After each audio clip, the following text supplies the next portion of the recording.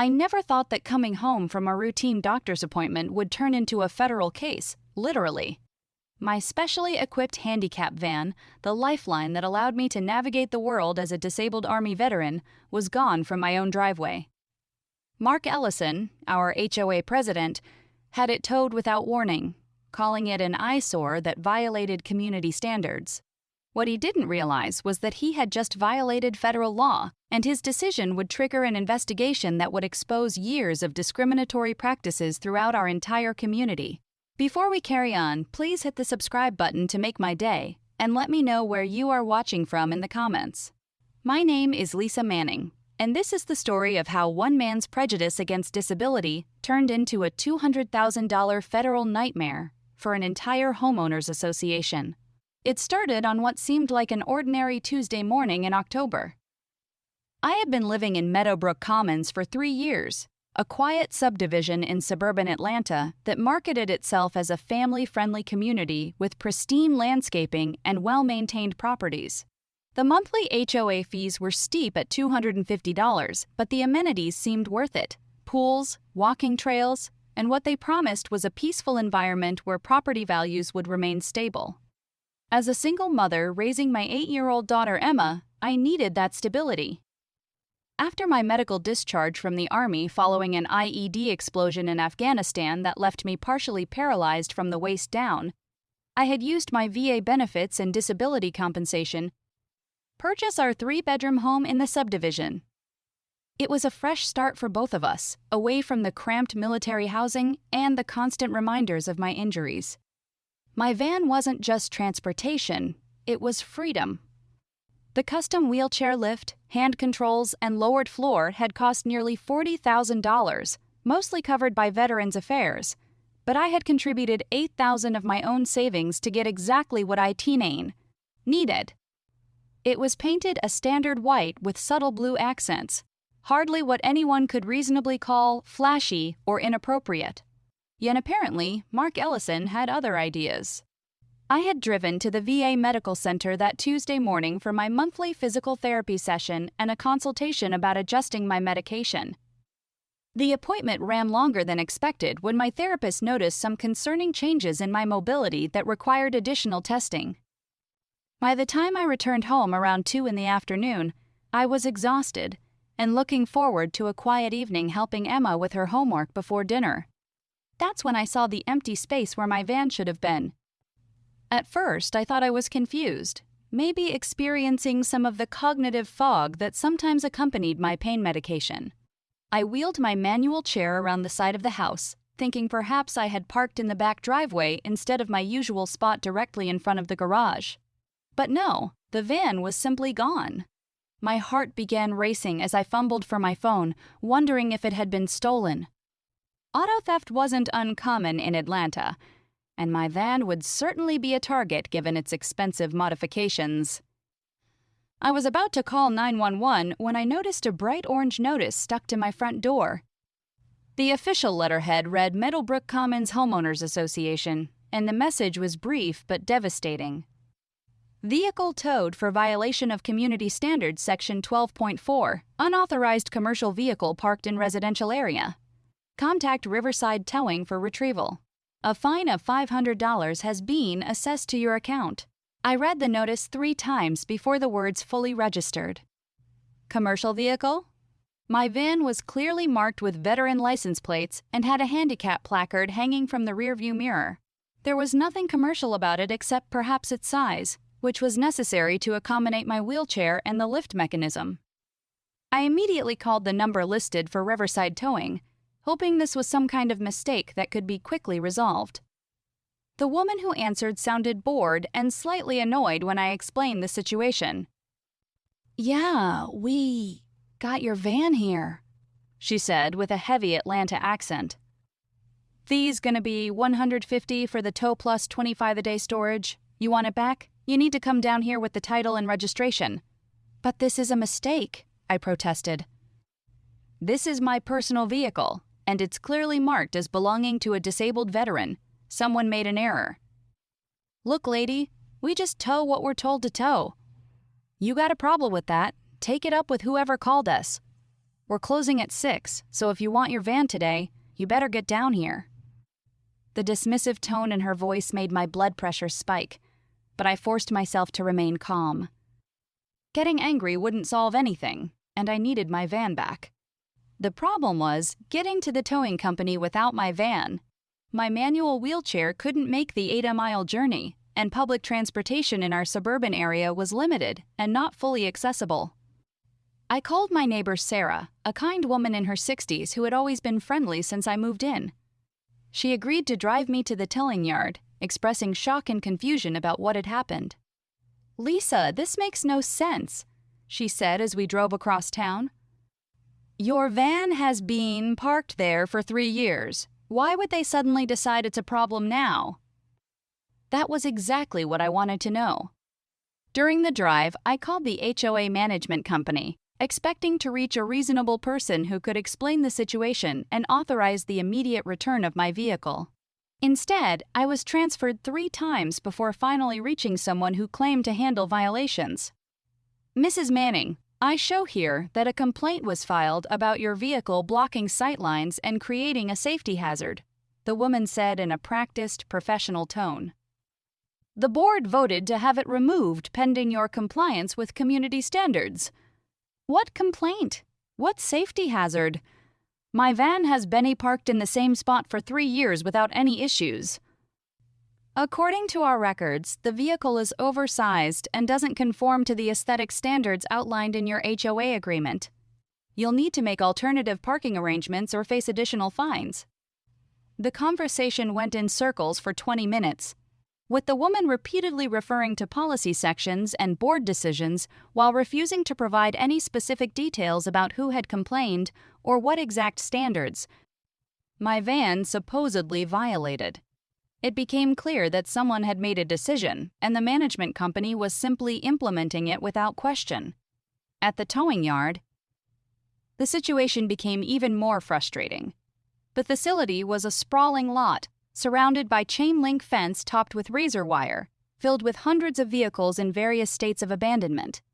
My van sat near the front, looking perfectly normal among the collection of actual commercial trucks, boats, and RVs that filled the space. 175 total, the clerk said, sliding a clipboard across the scarred counter. "Cash or card?" "I'm not paying anything until someone explains to me why my legally parked vehicle was towed from my own property," I said firmly. The clerk, a thin man with tobacco-stained teeth and oil under his fingernails, shrugged with practiced indifference. "Don't matter to me, lady. You don't pay, your van stays here. Every day it sits costs you another $25. This is extortion. This is business. You got 5 minutes to decide before I close up." Sarah placed a gentle hand on my shoulder and whispered, "Lisa, just pay it. We'll sort this out later, but you need your van." She was right, of course. Without my van, I couldn't get Emma to school, couldn't get to my own medical appointments, couldn't maintain any semblance of normal life. I reluctantly handed over my credit card, feeling sick as the charges processed. The clerk barely glanced at my documentation before releasing the vehicle. Clearly uninterested in the legal complications he was facilitating, driving home, I felt a mixture of anger and helplessness that reminded me of my darkest days in the hospital after my injury. The feeling of having control stripped away, of being at the mercy of systems and people who saw me as a problem rather than a person. I had fought too hard to rebuild my life to let some petty HOA politics destroy my independence. That evening, after Emma was in bed, I spent hours reading through my HOA documents, trying to understand exactly what authority they claimed over my vehicle.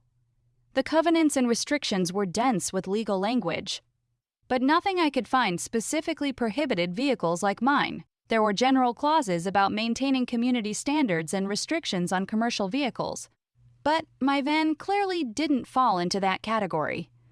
I also researched my rights under the Americans with Disabilities Act, discovering that residential communities had specific obligations to accommodate disability-related modifications and equipment. The more I read, the more convinced I became that the HOA had acted TAB, not just inappropriately, but illegally. The next morning, I decided to confront Mark Ellison directly. As HOA president, he would have been involved in any decision to tow my vehicle, and I wanted to hear his justification face to face. Mark lived in one of the larger homes in the subdivision, a 2-story colonial with perfectly manicured landscaping that probably cost more to maintain than most people's rent. I knocked on his front door just after 9 a.m., expecting a reasonable conversation between neighbors. What I got instead was a man who seemed to view my presence as an inconvenience and my concerns as irrelevant. Mark Ellison was in his early 50s, with graying hair and the soft build of someone who spent most of his time behind a desk. He answered the door wearing khakis and a polo shirt that screamed middle management, his expression already defensive before I said a word. Ward. Mr. Ellison, I'm Lisa Manning from Oakwood Drive. I wanted to discuss why my van was towed yesterday without any notice or explanation. His face immediately hardened. Mrs. Manning, your vehicle was removed because it violates multiple community standards. This is a residential neighborhood, not a commercial parking lot. My van isn't a commercial vehicle. It's my personal transportation, modified for my disability. I'm a disabled veteran, and this van is protected under federal ADA regulations. He crossed his arms and took a step back, as if my wheelchair might contaminate his doorway. The size and appearance of your vehicle creates an eyesore that negatively impacts property values. Several residents have complained, and the board unanimously voted to address the situation. What residents? What specific complaints? I've lived here for 3 years without any issues. The complaints are confidential, but the decision is final. You'll need to find alternative parking arrangements that don't involve leaving that thing in plain view of the street. The way he said, "that thing," made my stomach turn. It was the same tone people used when they talked about wheelchair users as burdens or inconveniences, reducing my necessary equipment to an object of shame. Mr. Ellison, this van is my lifeline. Without it, I can't work, can't take my daughter to school, can't function independently. You can't simply decide that my disability accommodations are inconvenient and make them disappear. I understand you have challenges, but the rules apply to everyone equally. No exceptions. That phrase, no exceptions, revealed everything I needed to know about Mark Ellison's mindset. He genuinely believed that treating everyone identically was the same thing as treating them fairly, completely missing the reality that true equality sometimes requires different treatment to achieve the same outcome. The Americans with Disabilities Act requires reasonable accommodations for disabled residents. What you're doing isn't just wrong, it's illegal. For the first time, Mark's confident expression flickered slightly. We've consulted with our legal counsel and we're well within our rights to enforce community standards. Then your legal counsel is wrong, or you didn't tell them the whole truth about what you're doing. This conversation is over, Mrs. Manning. Follow the rules or face the consequences. He closed the door firmly, leaving me sitting on his porch feeling a combination of rage and determination that I hadn't experienced since my rehabilitation days. In the hospital, Mark Ellison had just made the biggest mistake of his petty little reign as HOA president. Over the next several days, I began documenting everything. I photographed my van from multiple angles, showing its appropriate size and condition. I researched similar vehicles in the neighborhood, discovering that several residents owned large, SUVs, pickup trucks, and recreational vehicles that were actually larger than my van but had never faced any scrutiny. I also began talking to neighbors, trying to understand if there really had been complaints about my vehicle. What I discovered was telling. Most of my immediate neighbors expressed confusion about the towing, saying they had never viewed my van as problematic. Several mentioned that they actually admired how I had adapted to my disability and maintained my independence. The complaints, it seemed, were either fabricated or came from a very small group of residents who had never bothered to approach me directly. Sarah proved to be an invaluable ally during this process. As a retired paralegal, she understood both the legal implications of what had happened and the political dynamics of HOA governance. She helped me request copies of board meeting minutes and correspondence related to my case, using Georgia's open records laws to force transparency. "Lisa, what they did to you is discrimination, plain and simple," she said one afternoon as we reviewed the documents we had obtained. "They're trying to hide behind community standards, but they applied those standards selectively based on your disability." The board meeting minutes revealed the true nature of the decision-making process. Mark Ellison had presented my van as a nuisance vehicle that was inconsistent with neighborhood character. The discussion focused entirely on aesthetics and property values, with no mention of disability accommodations or legal requirements. Most damning was a comment attributed to board member Jennifer Walsh, who apparently said that people like that should live in more appropriate housing. People like that. The phrase made my hands shake with anger as I read it. After serving my country and suffering permanent injury in the process, after working to rebuild my life and provide for my daughter, I was reduced to people like that by someone who had probably never faced a real challenge in her life. I knew then that this wasn't just about my van, or even about disability rights in general. This was about the fundamental question of who gets to belong in communities like Meadowbrook Commons, and whether having a disability somehow makes you less worthy of respect and consideration. My next step was to contact a disability rights attorney. Through the Georgia Disability Rights Coalition, I was referred to Patricia Santos, a lawyer who specialized in ADA violations and housing discrimination.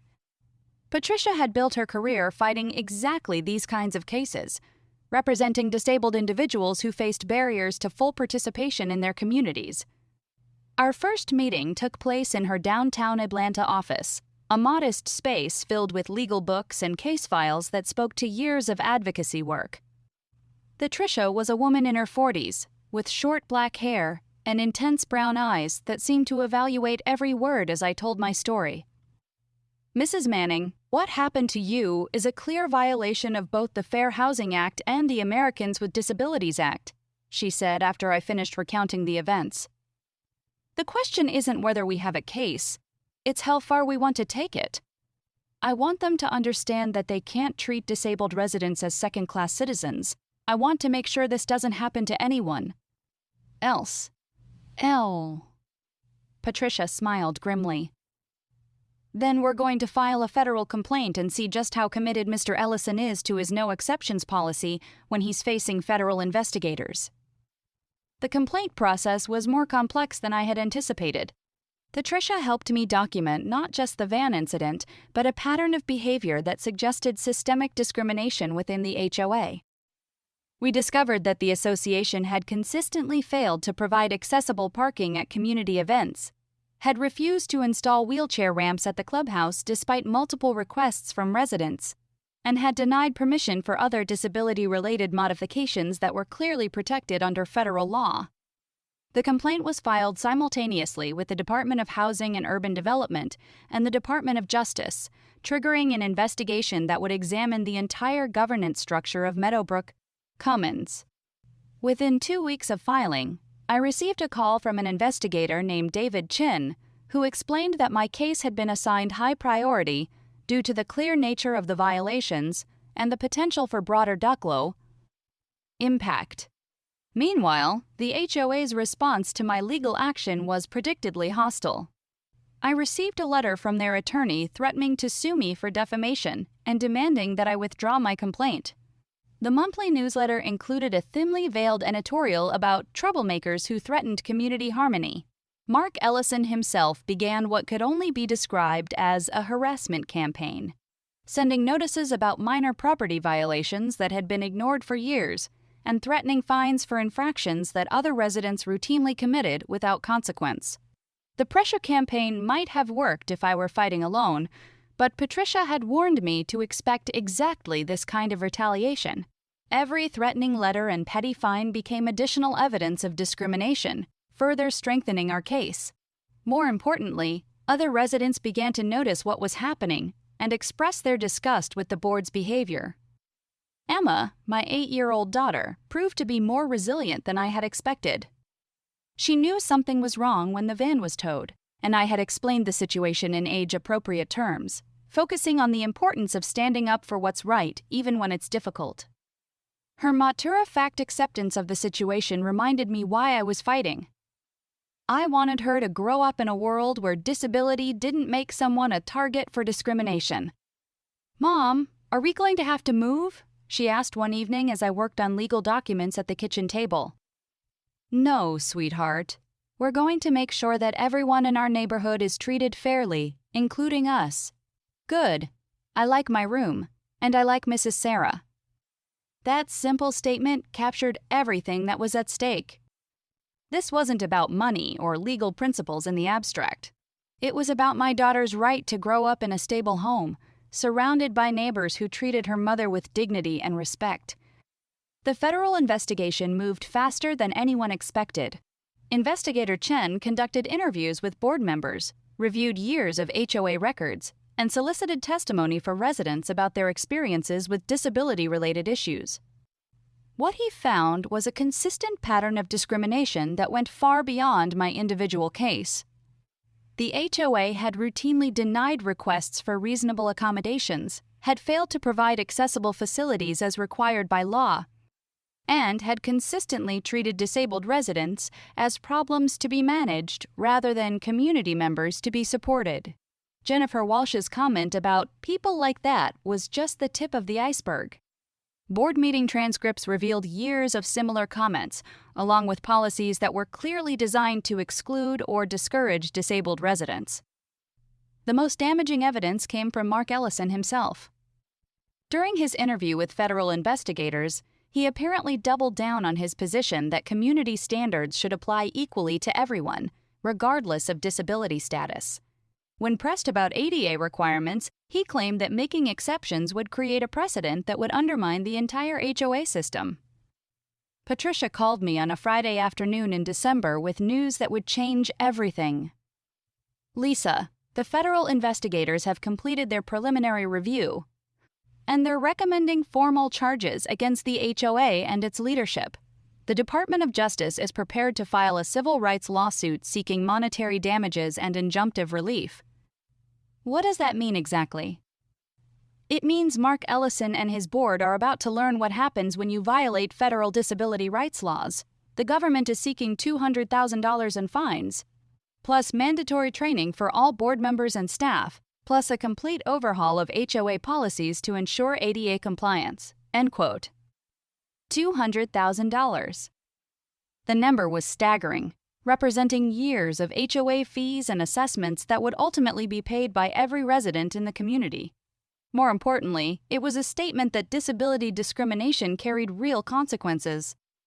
The news spread through Meadowbrook Commons like wildfire. Some residents were furious about the potential financial impact, blaming me for bringing federal attention to what they saw as a minor neighborhood dispute. Others expressed support for my position and shame about how the situation had been handled. The community was divided in a way that couldn't be easily repaired. Mark Ellison's response was to call an emergency HOA meeting, ostensibly to discuss the federal investigation, but really to rally support for his position. The meeting was held at the community clubhouse on a cold Tuesday evening in January, and I decided to attend despite Patricia's advice to stay away. The clubhouse was packed with residents, creating an atmosphere that felt more like a trial than a community meeting. Mark stood at the front of the room, his usual confidence replaced by obvious stress and anger. He had lost weight since our confrontation at his front door, and his hands shook slightly as he shuffled through his notes. "This federal investigation is the result of one person's refusal to follow the same rules that apply to everyone else," he began, his voice carrying across the room. "Mrs. Manning has chosen to involve outside agitators rather than work within our community to resolve her concerns." Outside agitators. The phrase was loaded with historical significance. echoing the language used to dismiss civil rights activists throughout American history. The implication was clear. I was an outsider who had brought trouble to their peaceful community, rather than a resident fighting for basic equality. The costs of this investigation and potential penalties will be borne by every homeowner in this community, Mark continued. Property values will suffer, and our reputation will be permanently damaged, all because one person refused to park her oversized vehicle out of sight. Several residents applauded, but I noticed that many others looked uncomfortable with the direction of his remarks. Sarah, sitting near the back of the room, shook her head in disgust. When Mark opened the floor for questions, I wheeled my chair to the microphone that had been set up in the center aisle. The room fell silent as I positioned myself to speak. Mr. Ellison, you keep talking about rules applying equally to everyone, but equality isn't the same thing as fairness. My van isn't just transportation, it's a medical necessity that allows me to live independently and care for my daughter. Federal law recognizes this distinction and requires reasonable accommodations for disabled residents. The board has consistently applied community standards without regard to personal circumstances, Mark replied, his tone defensive. That's exactly the problem. When you ignore personal circumstances that are protected by federal law, you're not being fair, you're being discriminatory. The Americans with Disabilities Act exists because separate is not equal, and identical treatment is not equal treatment. A woman near the front of the room stood up and addressed Mark directly. I've lived here for 12 years and I've never heard anyone complain about Lisa's van until you decided it was a problem. Meanwhile, the Johnsons have had that boat in their driveway for 2 years, and the Petersons' RV blocks the sidewalk every weekend. Why is her van different? End quote. Mark's face reddened as murmurs of agreement rippled through the crowd. Those are temporary recreational vehicles, not permanent parking solutions. My van is parked in my own driveway, same as everyone else's vehicles, I said firmly. The only difference is that mine has a wheelchair lift instead of a back seat. The meeting continued for another hour, with residents expressing increasingly vocal disagreement with the board's handling of the situation. By the time it ended, it was clear that Mark Ellison had lost the support of a significant portion of the community.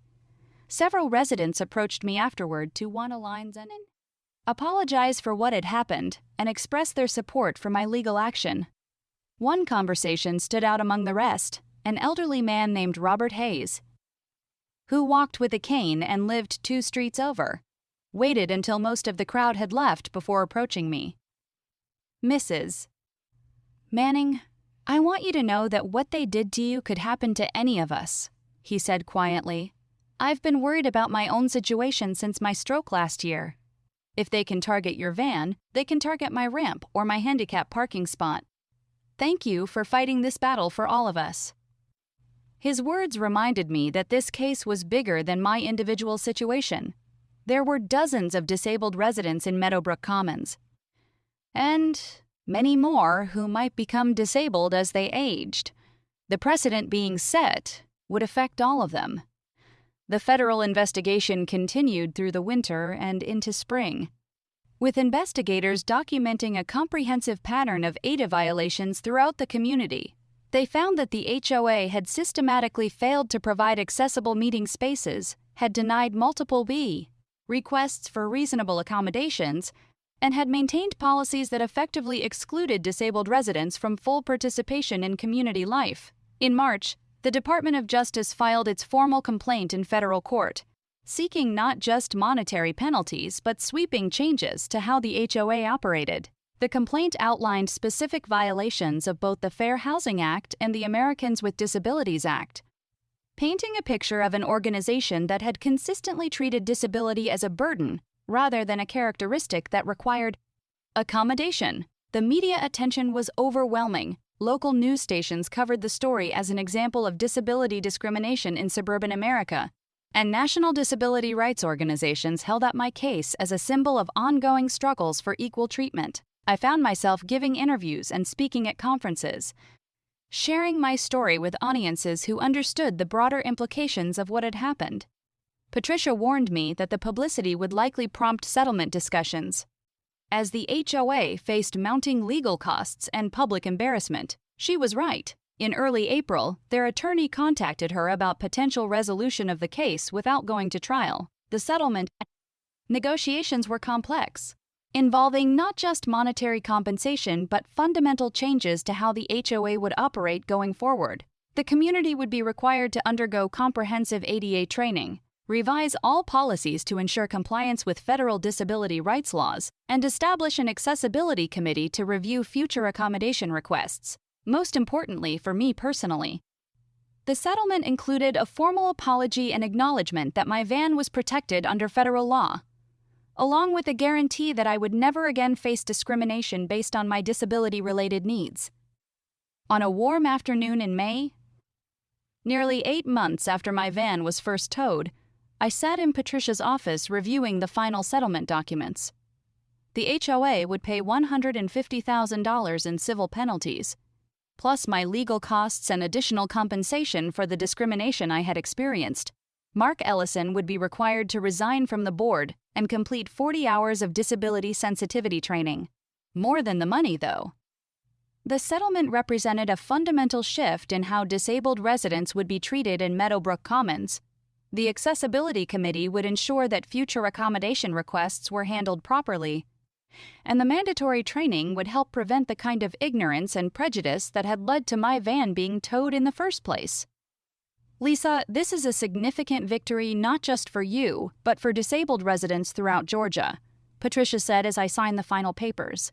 The precedent you've set will make it much harder for other HOAs to engage in this kind of discrimination. The settlement was announced at a community meeting in June, with a new board president reading a formal statement acknowledging the violations and outlining the changes that would be implemented. Mark Ellison was NET, notably absent, having moved out of the community the previous month rather than face the ongoing consequences of his actions. The meeting was very different from the hostile gathering in January. Residents asked thoughtful questions about Tullamore D, the new policies, and expressed genuine interest in making the community more welcoming and accessible. Several people approached me afterward to apologize for the treatment I had received and to thank me for pursuing the case. Despite the personal cost, Emma, now 9 years old and more aware of the adult world around her, had watched the entire process with the clear-eyed wisdom that children sometimes possess. On our drive home from the meeting, she asked a question that captured the essence of everything that had happened. Mom, why did it take so long for people to understand that you just needed your van to go places like everyone else? Sometimes, sweetheart, people need help understanding that being different doesn't mean being less important. Sometimes you have to fight to teach them that lesson. Are you glad you fought? I looked at her in the rearview mirror, this remarkable little girl who had watched her mother stand up to discrimination and win, and I knew that the answer would shape how she saw the world and her place in it. Yes, Emma. I'm glad I fought. Not just for us, but for everyone who comes after us. Today, more than a year after the settlement, Meadowbrook Commons is a very different place. The Accessibility Committee has approved modifications for several disabled residents, the community events are held in fully accessible venues, and the general attitude toward disability has shifted from, quote, tolerance to genuine inclusion. My van still sits in my driveway every day, no longer an eyesore in the eyes of my neighbors, but a symbol of independence and the importance of fighting for what's right. The blue and white paint has faded slightly in the Georgia sun, and there's a small dent in the rear bumper from where Emma's bike hit it last month, but it remains my lifeline to the world beyond my front door. Mark Ellison's house sold quickly after he moved out, purchased by a young family with twin boys who play loudly in the backyard, and whose father drives a pickup truck that's significantly larger than my van. The new owners introduced themselves within a week of moving in, expressing admiration for how I had stood up to discrimination and ensuring me that I would always have their support if similar issues arose in the future. The federal investigation officially closed last month with a finding that Meadowbrook Commons had engaged in systematic violations of disability rights laws, but had taken appropriate corrective action through the settlement agreement. The case has been cited in legal briefs and academic papers as an example of how individual acts of courage can create broader social change. The ripple effects of our victory extended far beyond our small subdivision. Patricia Santos called me 6 months after the settlement to tell me that she had received dozens of inquiries from disabled residents in other HOA communities who were facing similar discrimination. The precedent we had established was being used to challenge discriminatory practices throughout Georgia and beyond. "Lisa, your case has opened doors for people who thought they had no recourse," she told me during one of our follow-up conversations. 3 other HOAs have settled similar cases rather than face federal investigation, and 2 state legislatures are considering new laws to strengthen disability protections in residential communities. The visibility of our case also brought unexpected opportunities. I was invited to speak at the National Disability Rights Conference in Washington, D.C., sharing my story with advocates and attorneys from across the country. Standing before an audience of hundreds of people who understood exactly what I had experienced was both humbling and empowering. During that conference, I met Maria Rodriguez, a disabled veteran from California who had been fighting her own HOA over accessibility modifications to her home. Her association had refused to allow her to install a ramp, claiming it would alter the architectural integrity of the community. After hearing my presentation, she decided to file her own federal complaint, using our case as a template for her legal strategy. "You showed me that we don't have to accept discrimination just because it comes wrapped in official policies and bureaucratic language," Maria told me over coffee after my presentation. "Sometimes you have to fight back, even when it feels overwhelming." 6 months later, Maria's case resulted in another significant settlement, with her HOA agreeing to not only allow her ramp, but to proactively review and update all their policies to ensure ADA compliance. The network of disabled residents supporting each other and sharing legal strategies was growing stronger with each victory. Back home in Meadowbrook Commons, the changes continued to evolve in ways I hadn't anticipated. The Accessibility Committee, which had been established as part of our settlement agreement, became one of the most active groups in the community. Led by Robert Hayes, the elderly gentleman who had approached me after that contentious board meeting, the committee began proactively identifying barriers and proposing solutions before residents even had to ask. They arranged for the installation of automatic door openers at the clubhouse, created designated accessible parking spaces at the community pool, and worked with the landscaping company to ensure that all calm. Sidewalks remained clear and level. More importantly, they began hosting monthly educational sessions about disability awareness, helping residents understand not just the legal requirements, but the human reasons behind them. One of these sessions focused specifically on invisible disabilities, featuring presentations from residents who dealt with conditions like chronic pain, autism, and mental health challenges. The discussions that emerged were profound, with neighbors sharing experiences they had never felt comfortable discussing before and learning to see beyond surface appearances. Jennifer Walsh, the board member whose "people like that" comment had been documented in the meeting minutes, attended one of these sessions and asked to speak with me privately afterward. Her apology was awkward but seemed genuine, acknowledging that her previous attitudes had been shaped by ignorance rather than malice. "Mrs. Manning, I want you to know that I've learned things about disability that I wish I had understood years ago," she said, her voice shaking slightly with emotion. "My own mother developed dementia last year, and suddenly I found myself needing accommodations and facing the same kind of barriers you've dealt with. I'm ashamed of how I behaved, and I'm grateful that you fought back instead of just accepting it." Her transformation wasn't unique. Throughout the community, residents who had initially viewed the federal investigation as an overreaction began to understand the broader principles at stake. Many shared stories of family members or friends who had faced similar challenges, recognizing that disability could affect anyone at any time. The financial impact of the settlement, while significant, proved to be manageable for the community. The HOA board restructured some planned projects and negotiated payment terms that spread the cost over several years. More importantly, the changes we had mandated actually increased property values by making Meadowbrook Commons more attractive to buyers who valued inclusivity and accessibility. real estate agents began marketing the community specifically as disability-friendly, highlighting the accessible facilities and progressive policies. Several families with disabled members moved into the neighborhood specifically because of our reputation for accommodation and inclusion. The diversity that Mark Ellison had feared would damage property values actually enhanced them. Emma's school experience also reflected the broader changes in our community. Her fourth-grade teacher, Mrs. Patterson, used our story as part of a unit on civil rights and social justice, helping students understand how laws like the Americans with Disabilities Act connected to their own lives and relationships. Emma became something of an expert on disability rights among her classmates, confidently explaining concepts that many adults struggle to grasp. The impact on Emma's character development was profound. She began volunteering with a local organization that provided recreational activities for disabled children, using skills she had learned from watching me navigate the world with a wheelchair. Her natural empathy and advocacy instincts were clearly shaped by witnessing the fight for justice in her own home. One afternoon, I found her in her bedroom drawing a detailed picture of our van, complete with the wheelchair lift and handicap license plates. When I asked about the drawing, she explained that it was for a school project about heroes. "I'm writing about how you're a hero because you fought the mean people who tried to take away your van," she said matter-of-factly.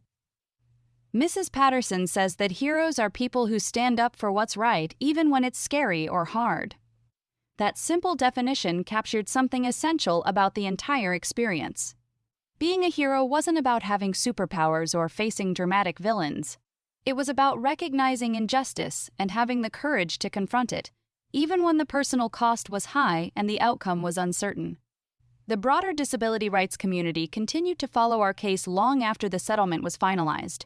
I received letters and emails from disabled individuals across the country who shared their own stories of discrimination and drew inspiration from our victory.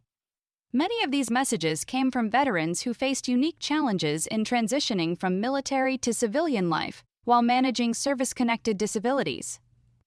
One letter, from a Marine veteran named Thomas Wright in North Carolina, particularly moved me. He described facing similar HOA harassment over his service dog, with board members claiming that pets weren't allowed in the community despite federal laws protecting service animals. After reading about our case online, he had contacted a disability rights attorney and successfully challenged his HOA's discriminatory policies. "Your courage gave me the strength to fight back," he wrote. I realized that I didn't serve my country just to come home and accept second-class treatment from people who have never sacrificed anything for anyone else. These connections reminded me that individual acts of resistance could create networks of support and advocacy that extended far beyond their original scope. Every person who stood up to discrimination made it easier for the next person to do the same. The legal precedent established by our case continued to influence disability rights law in unexpected ways. Patricia Santos remained in touch, updating me on how other attorneys were using our settlement agreement as a model for their own cases. The comprehensive nature of the policy changes we had negotiated provided a blueprint for transforming discriminatory organizations into truly inclusive communities. 2 years after our settlement, a law review article analyzing our case was published in the Georgetown Journal of Civil Rights, examining how individual disability rights cases could drive broader systemic change. The authors interviewed me extensively, exploring both the legal strategies that had proven successful and the personal costs of taking on institutional discrimination. Reading that academic analysis of our experience was surreal. The emotions and struggles that had felt so personal and immediate were now being studied as examples of broader social and legal principles. My van, Emma's questions, Mark Ellison's prejudice, and my own determination to fight back had become part of the historical record of civil rights progress in America. The article concluded that cases like ours represented a new phase in disability rights advocacy, moving beyond simply establishing legal protections to actively enforcing them in everyday contexts where discrimination often goes unchallenged. The authors argued that the combination of federal enforcement mechanisms and individual courage to use them was creating meaningful change at the community level. As I reflected on that analysis, I realized that our story was part of a much larger narrative about how social change happens in America. The civil rights movement of the 1960s had established fundamental legal principles, but those principles only mattered when individuals were willing to invoke them in specific situations. Rosa Parks refusing to give up her bus seat, Ruby Bridges walking into an all-white school, and countless other individual acts of courage had transformed abstract legal concepts into lived reality. Our case was a 21st century version of that same dynamic. The Americans with Disabilities Act had existed for decades, but it only protected people when they were willing to assert their rights and demand enforcement. My decision to fight back against Mark Ellison's discrimination was part of a continuous process of making legal equality into social reality. The personal growth that resulted from our experience extended beyond the immediate legal victory. Fighting discrimination had required me to develop new skills and confidence that carried over into other areas of my life. I became more assertive in medical settings, more willing to advocate for accommodations at Emma's school, and more comfortable speaking publicly about disability issues. These changes were particularly noticeable in my interactions with the Department of Veterans Affairs. Previously, I had accepted whatever services and support were offered, grateful for any assistance but hesitant to push for better treatment. After successfully challenging the HOA, I began questioning decisions and requesting modifications that better met my needs. The result was significantly improved medical care and vocational support that enhanced both my health outcomes and my employment prospects. The confidence I had gained from proving that institutions could be held accountable for discrimination empowered me to demand better treatment in all aspects of my life. Emma noticed these changes and absorbed the lessons they contained. When her school initially resisted providing accommodations for a friend with dyslexia, Emma encouraged the friend's parents to be more persistent in their advocacy, sharing what she had learned about legal rights and institutional obligations. "My mom always says that sometimes you have to fight for what's right, even when people tell you to just accept things the way they are," Emma told the friend's mother, according to the story I heard later.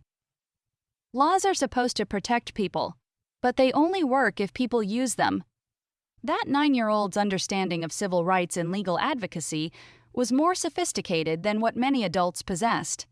She had learned through direct experience that justice wasn't automatic, that discrimination had to be actively confronted, and that individual courage could create broader change. The ongoing relationship with our neighbors also continued to evolve in positive directions. The initial division within the community over the federal investigation had largely healed, replaced by a shared commitment to inclusivity and mutual support. Residents who had initially opposed our legal action came to understand its necessity and even express gratitude for the improvements it had brought. The annual community barbecue, held each summer by the pool, became a celebration of the diversity and inclusion that now characterized Meadowbrook Commons. Families with disabled members were not just welcomed but actively included in planning and organizing activities. The accessible facilities and welcoming atmosphere attracted visitors from other communities who were amazed by the transformation that had occurred.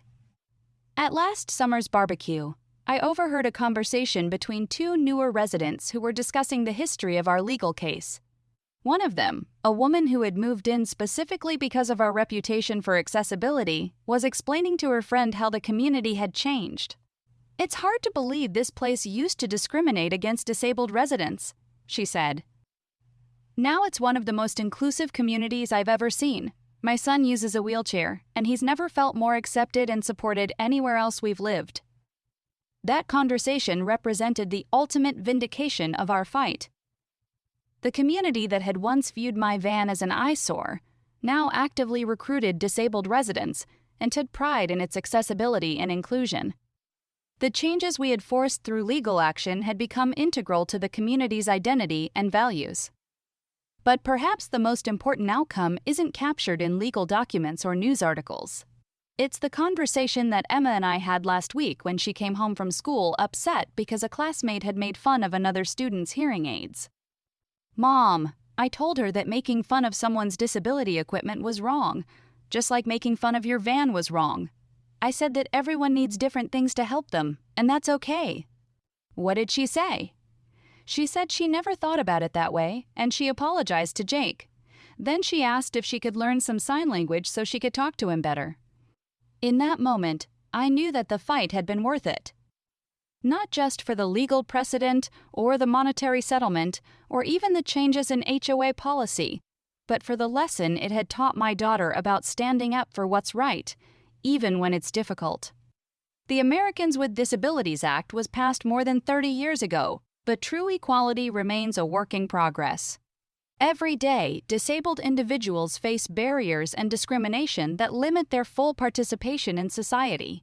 Some of these barriers are obvious, like inaccessible buildings or discriminatory policies.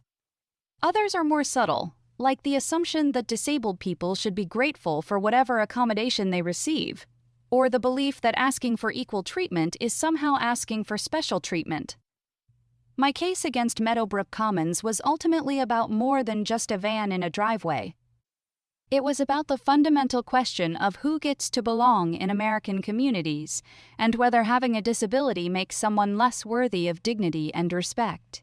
The answer, both legally and morally, is clear. Disability is a natural part of human diversity, and true equality requires acknowledging and accommodating that diversity rather than pretending it doesn't exist. The settlement money has allowed me to make some improvements to our home and establish a college fund for Emma. But the real victory was proving that one person's determination to fight discrimination can create change that benefits an entire community. The new accessibility policies at Meadowbrook Commons will protect future residents for years to come, and the precedent set by the federal investigation will make it harder for other HOAs to engage in similar discrimination. 3 years have passed since that first confrontation with Mark Ellison, and the transformation in our community continues to amaze me. What began as a simple case of disability discrimination has evolved into a comprehensive model for inclusive community living that other neighborhoods actively study and emulate. The Accessibility Committee that Robert Hayes leads has expanded its mission far beyond compliance with federal law. They now partner with local disability organizations to host educational workshops, coordinate volunteer opportunities, and even provide small grants to help disabled residents make necessary modifications to their homes. The committee has become a source of pride for the entire community, demonstrating how former adversaries can become powerful allies. Last month, I received a call from a doctoral student at Georgia State University who was writing her dissertation on community-based disability advocacy. She wanted to interview me about the long-term impacts of our legal victory, particularly how it had influenced other similar cases across the Southeast. During our conversation, she shared statistics that I found remarkable. In the 3 years since our settlement, disability rights attorneys had filed 47 similar complaints against HOAs in Georgia, Alabama, Florida, and South Carolina. Of those cases, 39 had resulted in settlements or consent agreements that mandated policy changes similar to what we had achieved. Only 8 had proceeded to full federal hearings, and in every instance, the government had ruled in favor of the disabled residents. Your case established a template that other advocates could follow, the doctoral student explained. More importantly, it demonstrated that HOAs couldn't simply ignore federal disability rights laws without facing serious consequences. The publicity around your settlement made it much harder for other associations to claim ignorance about their legal obligations. And the ripple effects extended into areas I hadn't anticipated. The Georgia legislature had passed new legislation requiring all HOA board members to complete disability rights training before taking office, directly citing our case in the legislative record. The training program, developed in consultation with disability advocacy organizations, covered both legal requirements and practical strategies for creating inclusive communities. I was invited to help develop the curriculum for that training program, working with attorneys, advocates, and other disabled residents to create materials that would prevent future discrimination. The irony wasn't lost on me that Mark Ellison's prejudice had ultimately led to systematic changes that would protect thousands of disabled Georgians for years to come. The training sessions I now conduct for HOA boards across the state have become some of the most rewarding work of my life. Standing before groups of community leaders and sharing my story, I can see the moment when understanding dawns in their eyes. Many of these board members have never considered how their policies might impact disabled residents, and the training opens their awareness to perspectives they had never encountered. During one particularly memorable session in Savannah, a board treasurer approached me afterward with tears in her eyes. She explained that her elderly father had recently moved in with her family after a stroke, and she was just beginning to understand the barriers he faced in their own community. "I never realized how many obstacles we put in front of people without even thinking about it," she said. "Our community pool has steps but no ramp. Our meeting notices are only posted in tiny print, and our emergency procedures don't account for residents who might not be able to evacuate quickly. We have work to do." End.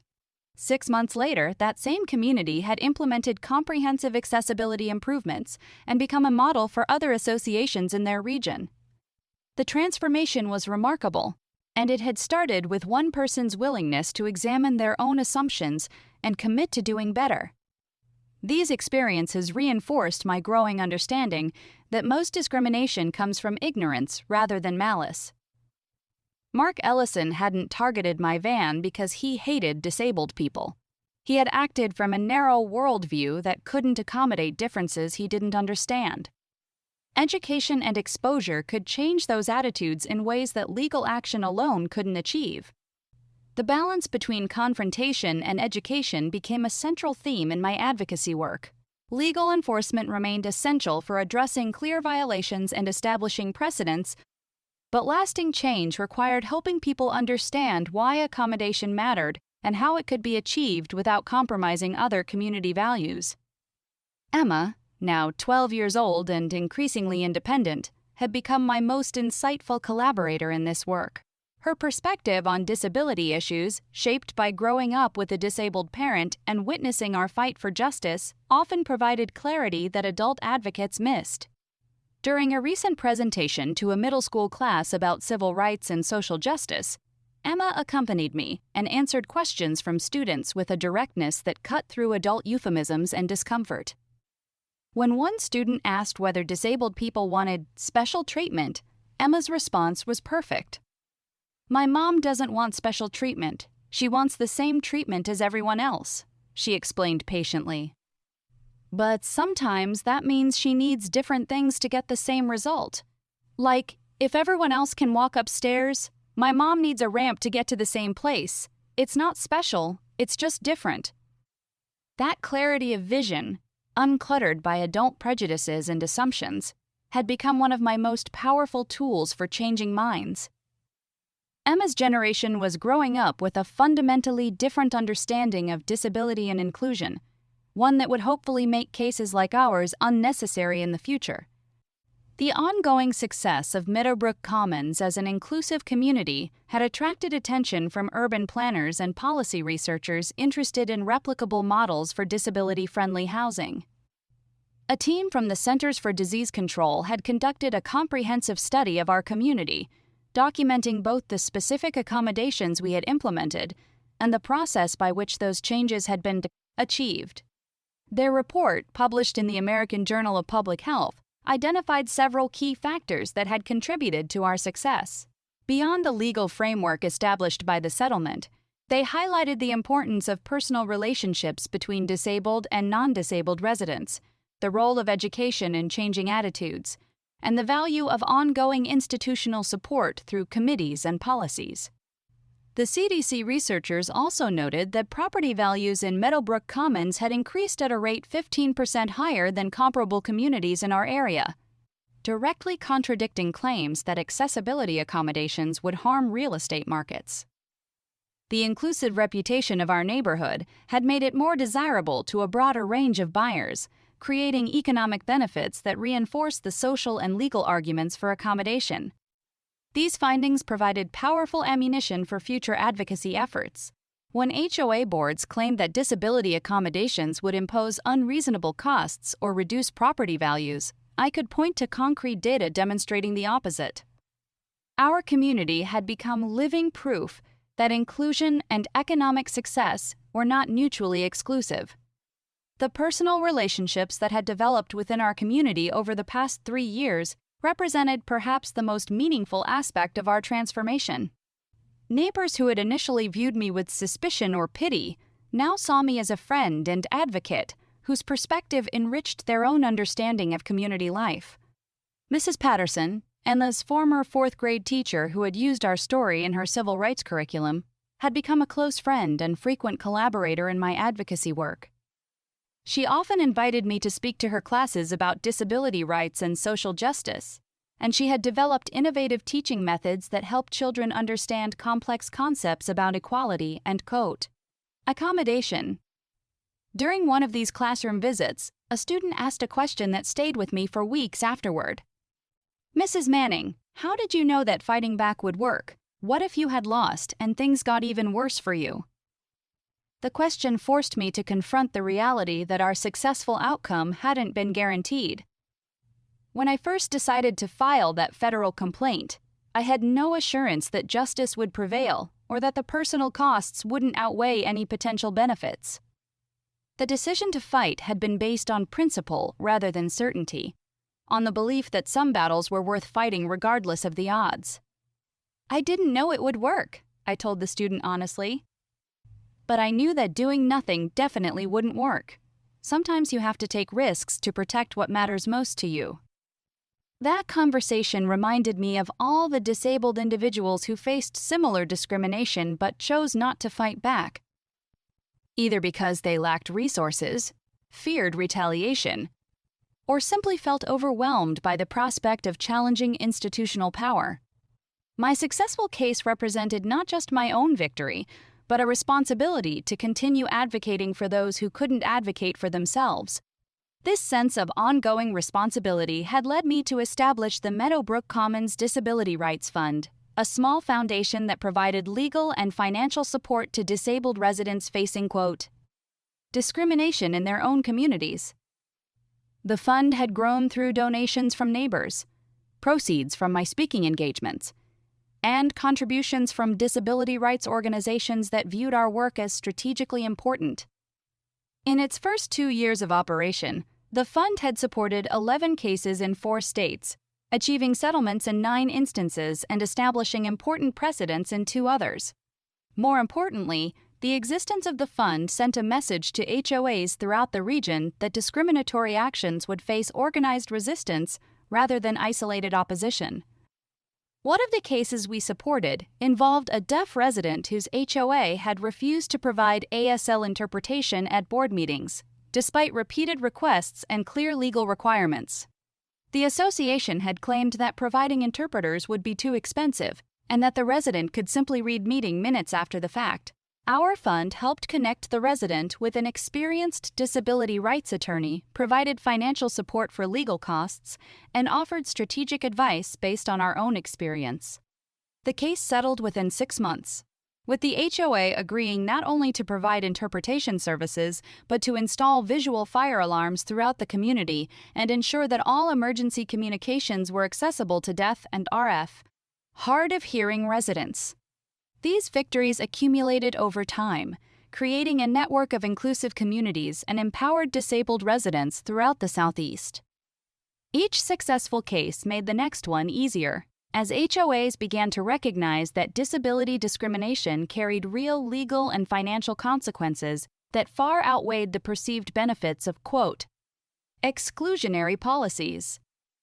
As I write this, my van sits in the same driveway where it was parked the day Mark Ellison decided it was an eyesore that needed to be removed.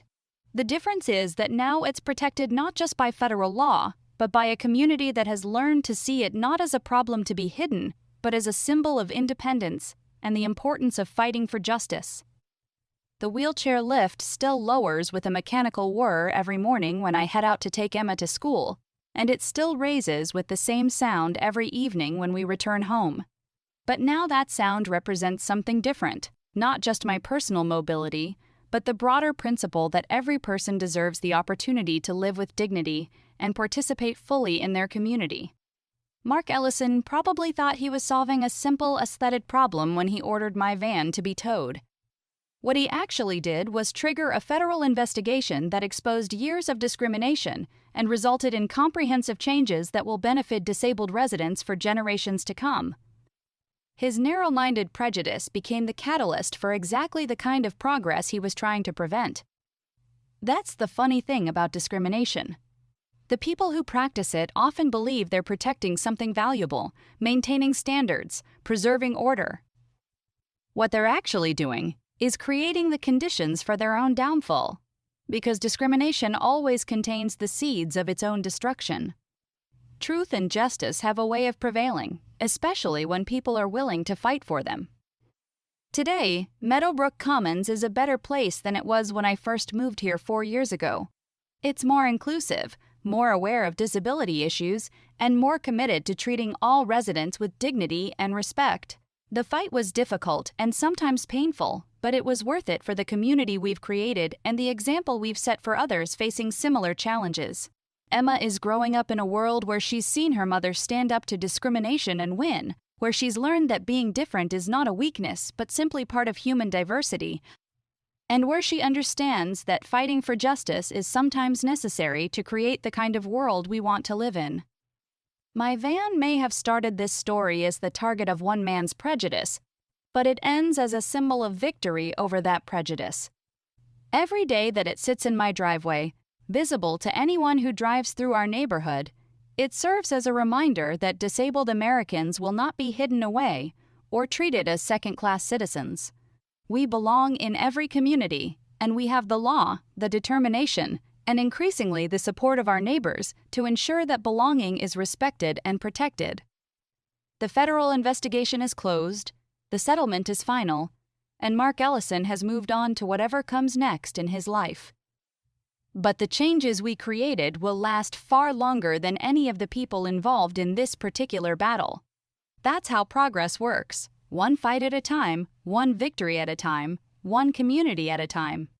And somewhere in suburban Atlanta, in a subdivision called Meadowbrook Commons, a white van with blue accents sits in a driveway where it belongs, protected by federal law and community support, serving as both transportation and symbol, both necessity and victory. It's exactly where it should be, and exactly where it's going to stay.